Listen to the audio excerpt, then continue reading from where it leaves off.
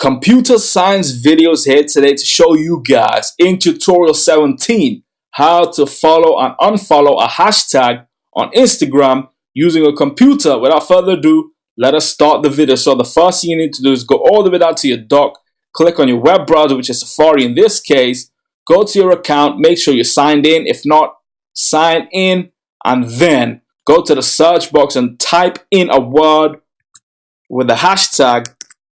In this case, I'll be typing in computer science. Click on this hashtag and follow.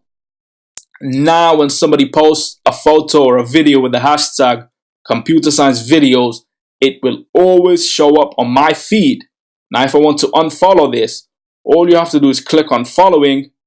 The hashtag has been unfollowed, but for this video, I'll keep this followed.